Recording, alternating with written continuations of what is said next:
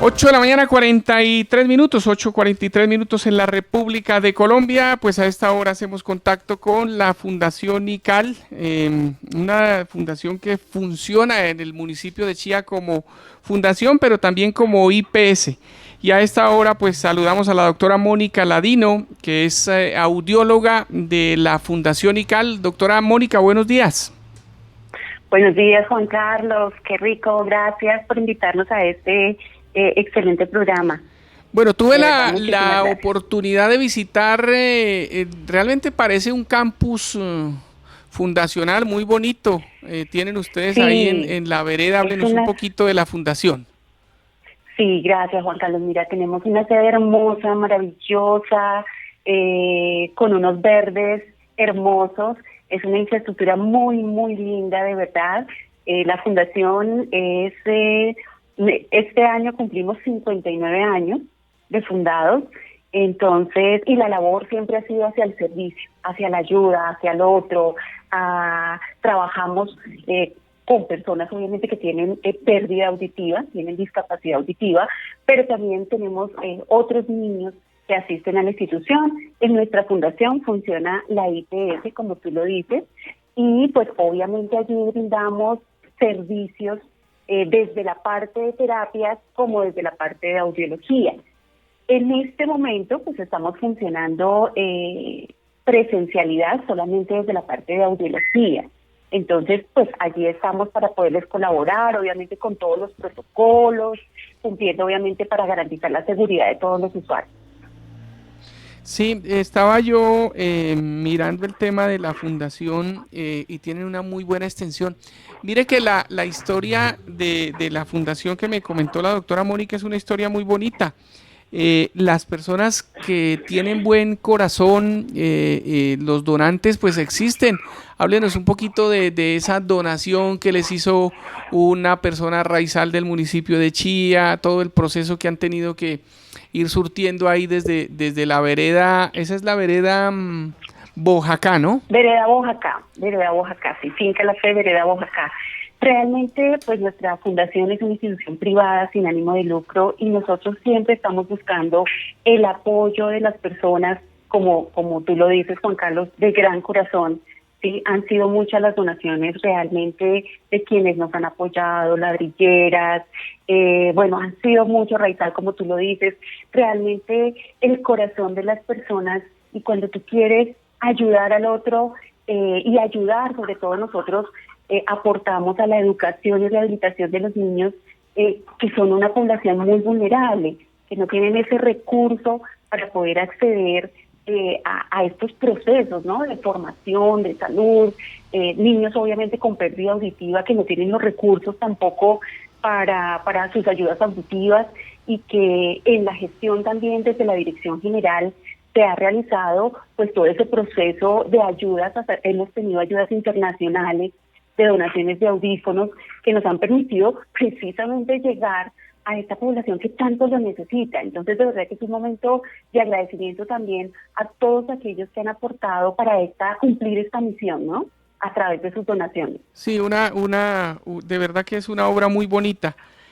Tuve la oportunidad de estar allí para un trabajo periodístico que estamos haciendo para Luna TV y veíamos cómo cada auditorio, cada salón tiene un donante, una persona que es la que le ha puesto ese primer ladrillo, la teja, la puerta, la ventana. Realmente es una obra muy, muy linda la que ustedes desarrollan ahí con esta fundación. Gracias, Juan Carlos, gracias, te lo agradezco.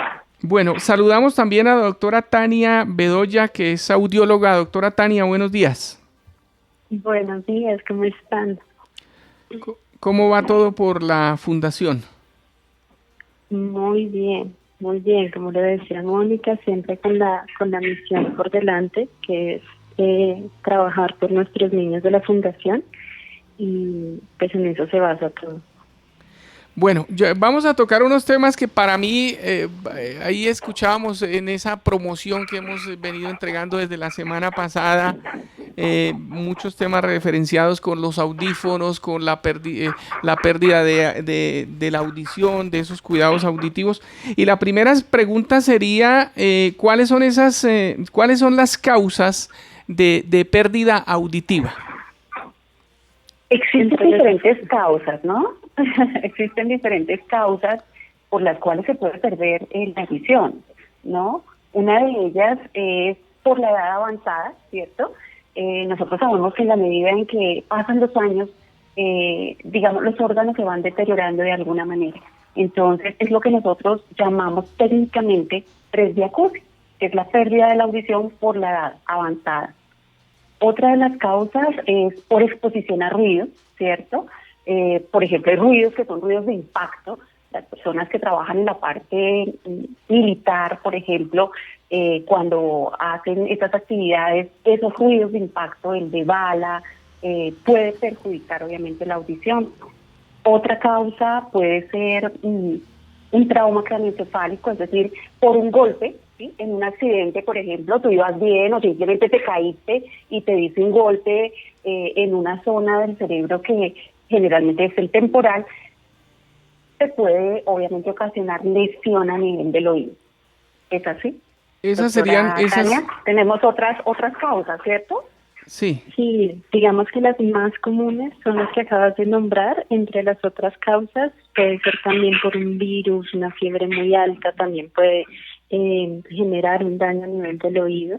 También la parte genética afecta bastante, sea que se note desde el nacimiento o con los años, pero también es un factor muy importante en la pérdida auditiva.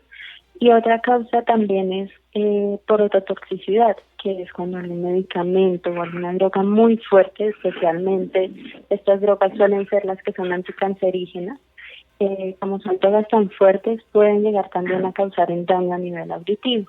Obviamente en esos casos prima pues el tratamiento, entonces puede ser un efecto secundario.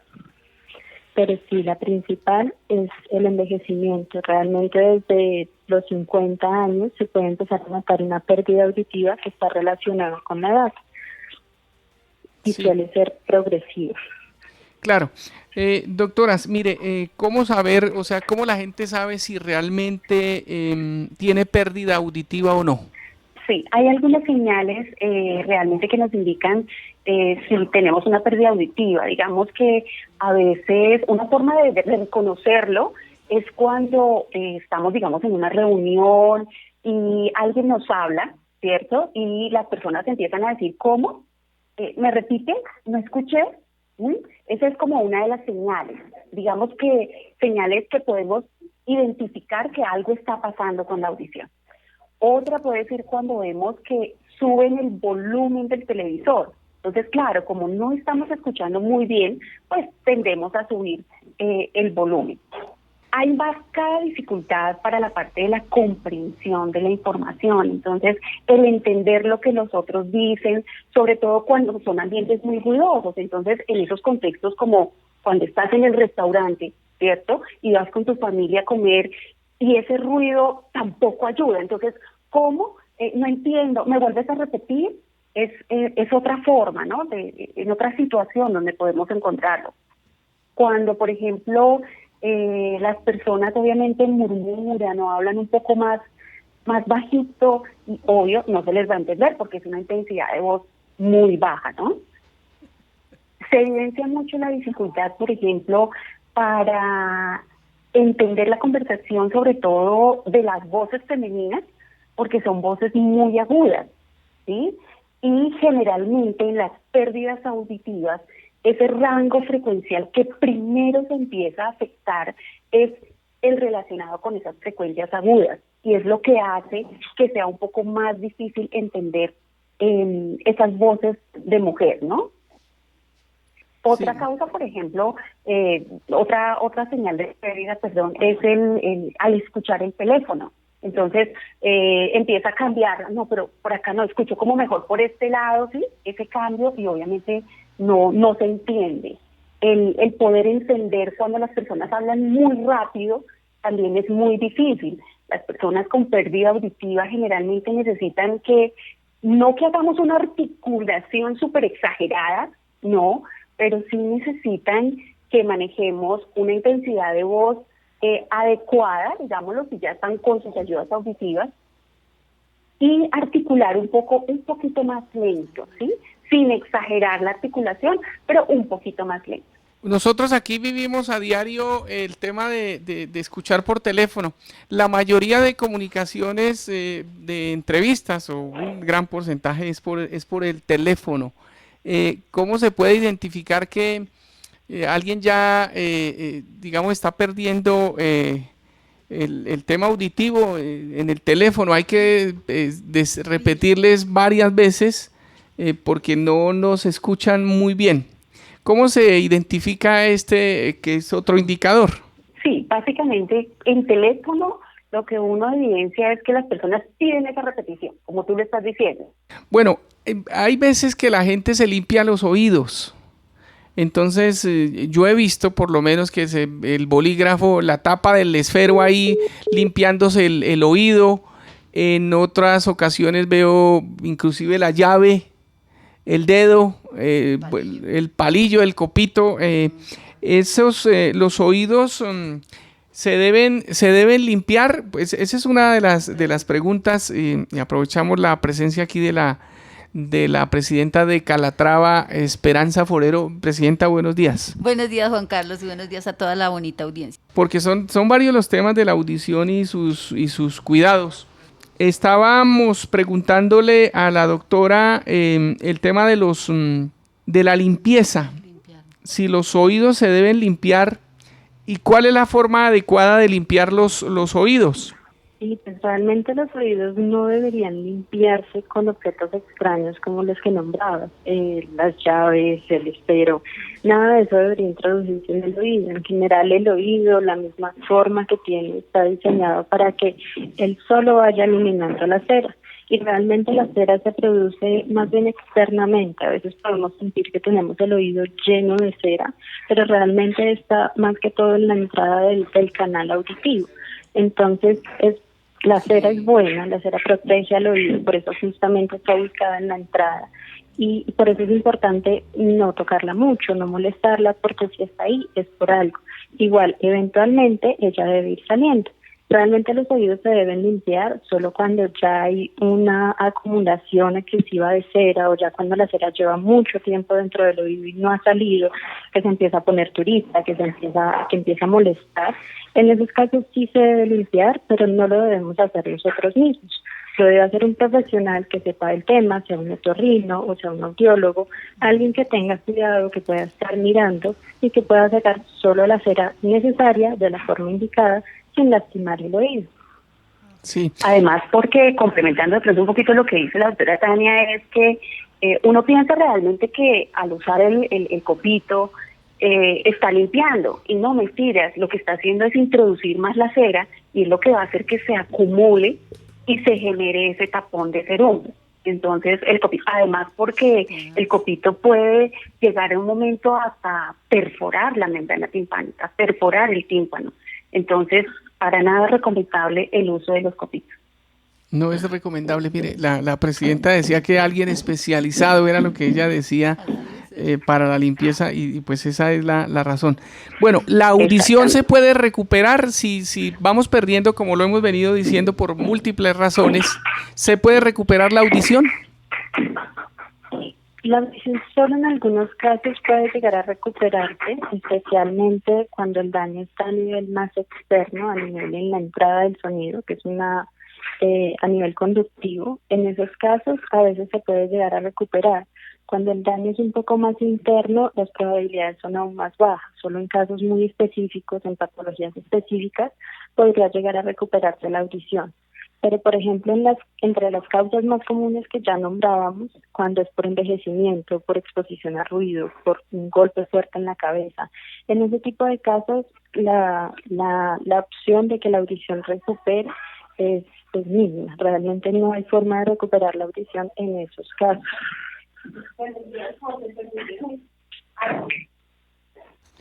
Sí. Otra pregunta asociada podría ser, ¿cómo puedo ayudar a mejorar la audición? Entonces, ya como sabemos que la audición, en la mayoría de los casos, cuando no se puede recuperar, la forma de mejorarla es con audífonos, con ayudas auditivas. El 95% de esas pérdidas auditivas que no se pueden recuperar y que están afectando la vida de las personas se pueden tratar con ayudas auditivas, justamente. Los audífonos lo que hacen es amplificar la señal del exterior, amplificarla justo al nivel necesario que necesita esa persona, porque la audición como tal no suele bajar de una forma plana, sino que baja algunos sonidos, bajan más que otros sonidos. Entonces todos esos ajustes los hace el audífono para nivelar solo el volumen necesario y nivelar solo las frecuencias que han disminuido, nivelar la audición para que sea mucho más fácil entender y en general interactuar con todo el contexto. Sí, es que yo conozco un par de abuelitos que no les gustan los audífonos. Les parece que son incómodos. Bueno, no les gusta. ¿Qué decirle a estas personas que no quieren utilizar los audífonos?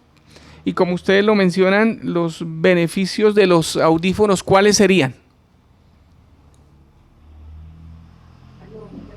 Pues como dice Tania, lo que busca realmente estas ayudas auditivas es mejorar la calidad de vida de las personas. Dentro de las características más comunes en las personas que tienen pérdida auditiva es el aislamiento. Pero, ¿qué sucede con estos adultos mayores que hacen cierto rechazo y negación? A veces esos rechazos y negaciones a estos procesos de adaptación, porque mira, Juan Carlos y queridos oyentes, el adaptar un audífono no es lo mismo que adaptar unas gafas. El adaptar un audífono es un proceso que requiere ser muy bien analizado, que requiere todo una revisión de su audición, de sus condiciones de vida, porque es que a veces las personas dicen, ay, ven, yo veo ese allí, eso me sirve. O sea, un audífono no es algo genérico, un audífono debe estar hecho y adaptado a las necesidades y a las condiciones de vida de cada una de las personas, ¿sí? Cada persona tiene una necesidad distinta. Las tecnologías en este momento nos permiten responder a lo que cada usuario necesita. Y como te digo, es un proceso. Entonces, a veces esa experiencia que tienen los usuarios en ese proceso no es muy buena, ¿sí? No es muy buena. Entonces, de pronto no se hizo un buen proceso de selección del audífono, de pronto hay un proceso de programación de audífono. Es como la experiencia, ¿no? Es la experiencia que cada usuario puede tener con sus ayudas, lo que hace que de pronto genere ese rechazo, ¿no? Es eso, yo pienso que es básicamente eso.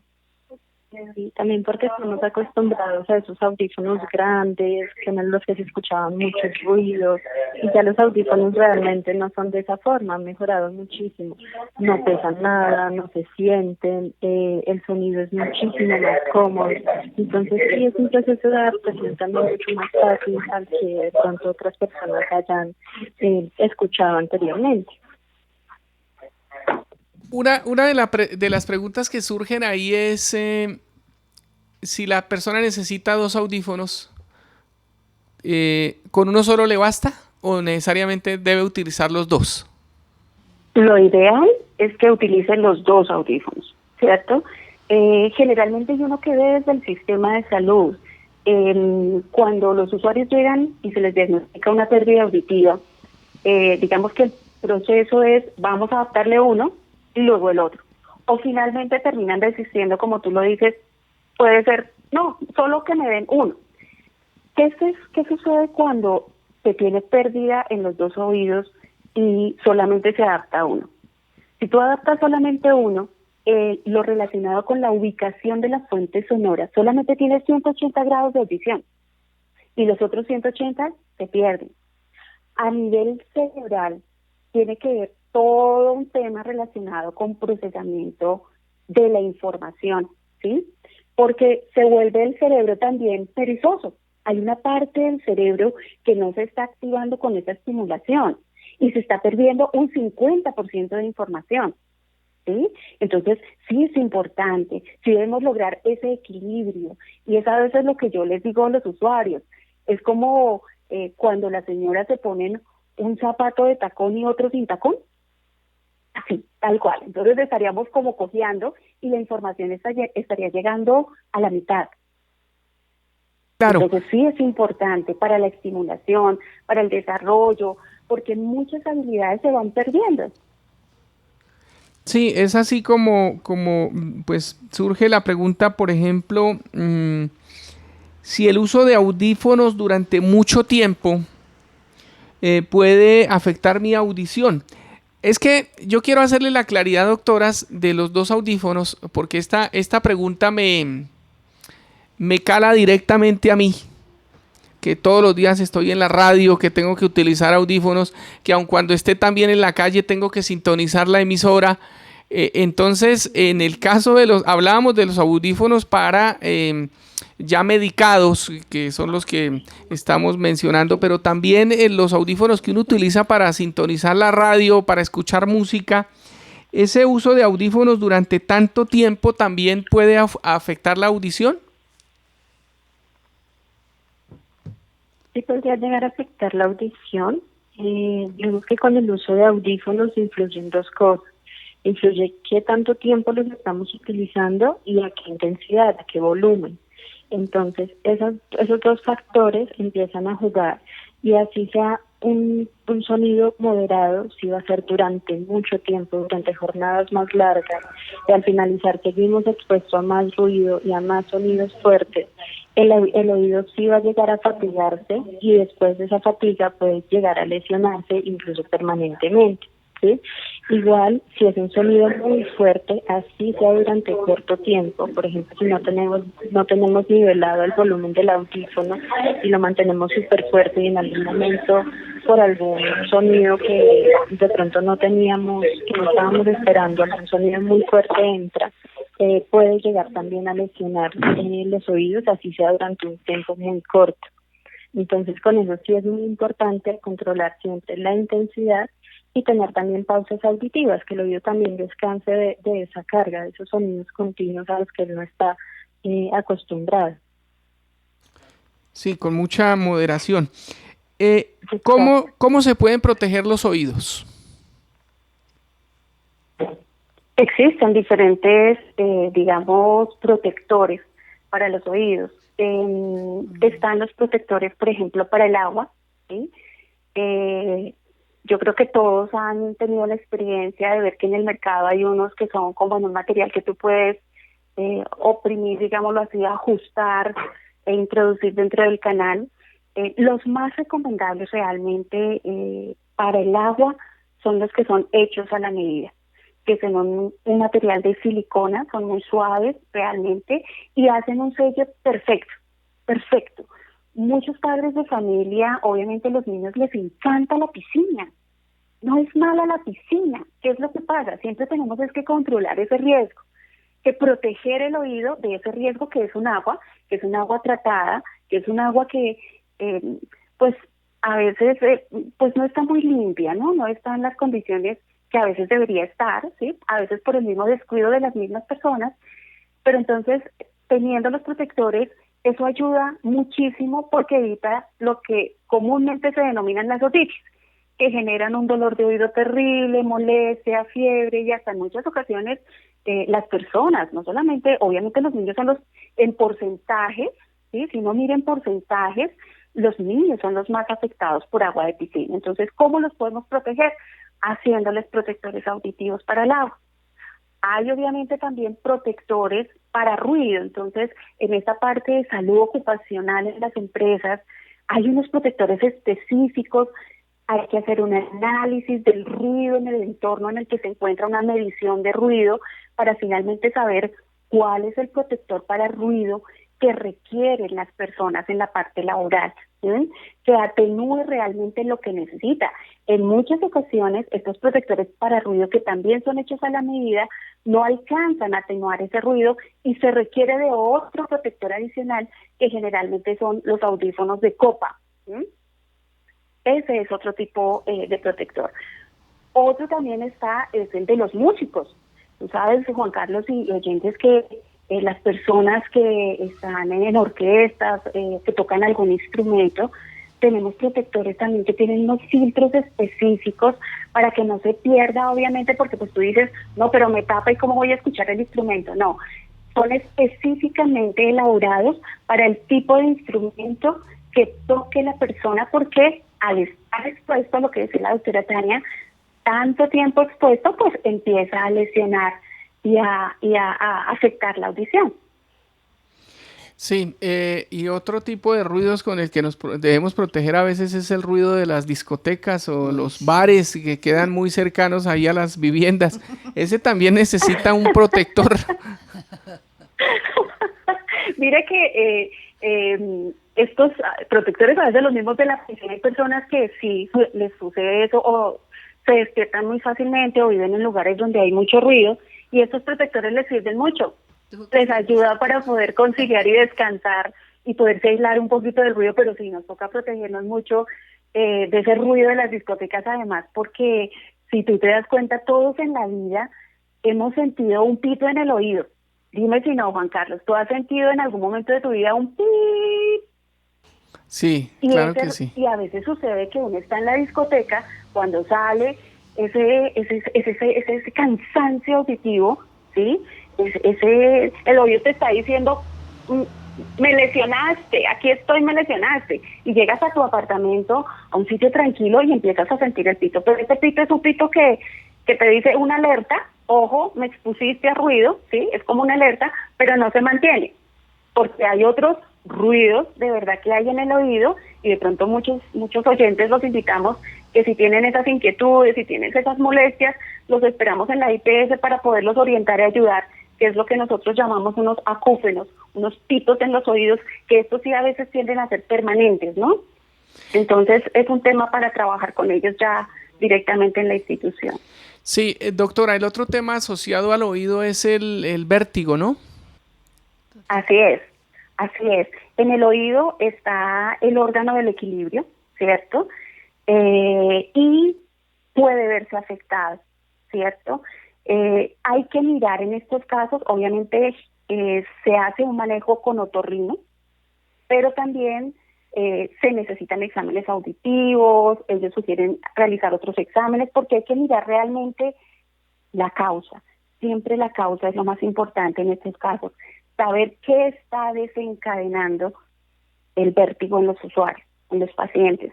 Es lo más importante, saber la causa, y en la medida en que se puede atacar se va controlando y se maneja, ¿no? También hay terapias vestibulares, terapias para vértigo. Entonces es controlar y es no dejar pasar, ¿no? A veces nosotros le damos prioridad a nuestros ojos, a otros sentidos, y a veces la audición como que no le prestamos mucha atención, pero es tan importante, escuchar es tan maravilloso, y te lo digo como rehabilitadora, que cuando tú ves en un niño la felicidad, y en sus padres la felicidad de que pudieron hablar, de que los pudieron escuchar, mira, eso te llena a ti como ser humano, es el mejor regalo que te puede dar la vida. Sí. Entonces es tan lindo ese sentimiento de poder ayudar al otro. Doctora, ¿desde qué edad se puede hacer exámenes auditivos? Los exámenes auditivos se pueden hacer desde el nacimiento. Realmente cambia un poco la técnica, pero en toda la población es posible realizar exámenes auditivos. Cuando son bebecitos se les hace un tamizaje para comprobar desde lo más pequeños que se pueda si tienen alguna disminución, porque en los niños es primordial identificar este tipo de disminuciones, porque van a afectar todo el desarrollo del lenguaje y todo el desarrollo también cognitivo de estos chiquitos. Entonces, desde que nacen es posible realizar un examen. Obviamente a lo largo de la vida también se deben seguir haciendo los controles. Realmente todas las personas deberíamos tener un control auditivo cada año, ¿sí? Solo de control, así como nos hacemos chequeos de otras partes del cuerpo, de otros sentidos, así mismo debería ser con los oídos, ¿sí? Con los niños se maneja ya una técnica diferente, pero en general el examen siempre va a tratar de identificar en diferentes frecuencias, en diferentes sonidos, que lo esté escuchando a un volumen bajo, a un volumen normal. Y si hay alguna disminución, tratarla a tiempo. 9 de la mañana, 14 minutos. Estamos en diálogo con la Fundación y también IPS ICAL, la doctora Mónica Ladino y también la doctora Tania Bedoya. Mire, tengo una madre de familia y pues es presidenta aquí de uno de los sectores de Calatrava, en el municipio de Chía.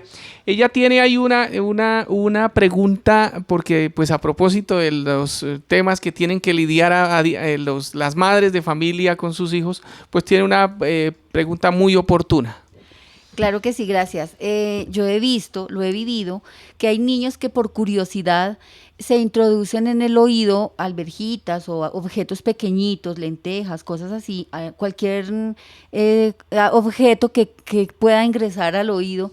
Yo he visto que lo han hecho, pero no sé si la imprudencia de las mamás es tratar de sacarlo sin acudir al médico, o deberían pues obviamente llevarlo al especialista y que él sea quien saque el objeto extraño del oído del niño. Excelente pregunta, súper. Y es algo muy común, como tú lo dices, es algo muy común en los niños. Ellos siempre tienden a meterse cositas en los oídos. Sí.